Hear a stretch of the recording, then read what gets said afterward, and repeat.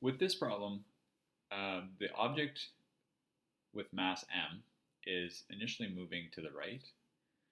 And if you look at the forces here, let's look at the y direction first. There's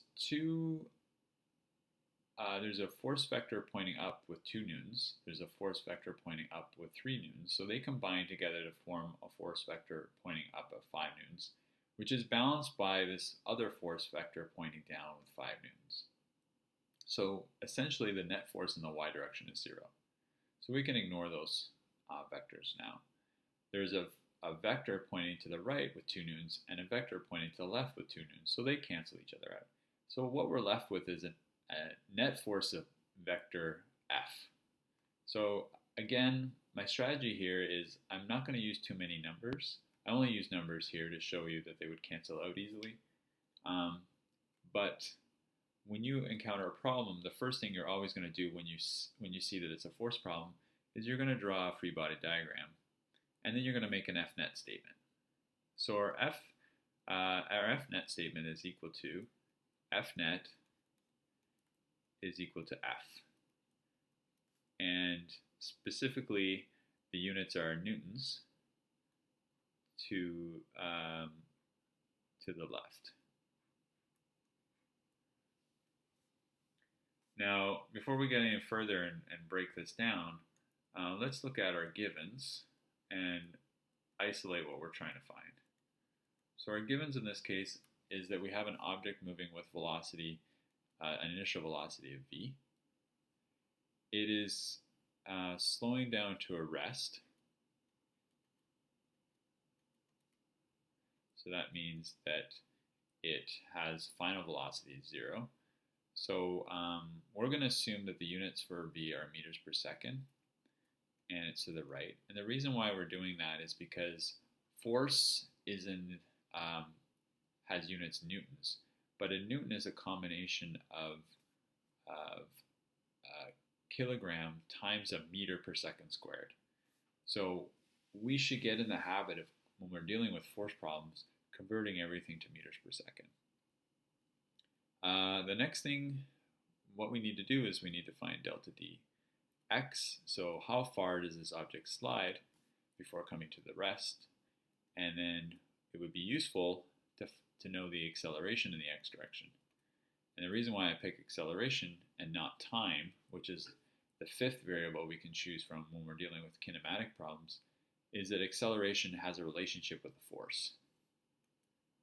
So we can look at that relationship right now and say, well, F net, we can break that down according to Newton's second law. That's equal to ma. And if we are given this problem, we already know F. So this is a known to us. So we need to isolate for AX, and the way we do that is we divide F by m.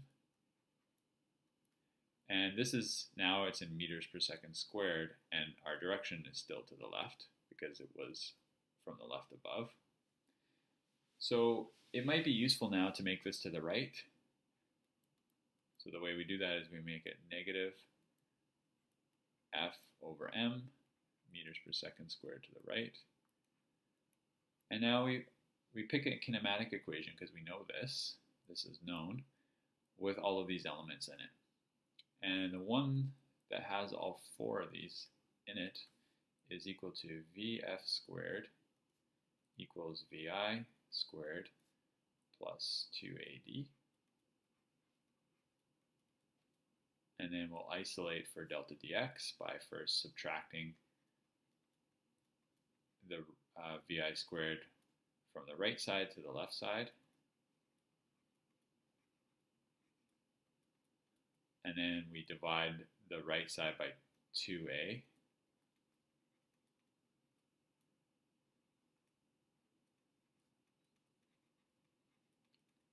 And at this point, we can start putting in our values. So Vf is 0 minus Vi squared. Well, Vi is V, so that's V squared, over 2 times negative F over m, and that's equal to delta dx. So we get negative v squared over negative 2f. And if we recall our fraction operations, this m actually goes to the top. So these cancel. And so what we're left with is, therefore, the displacement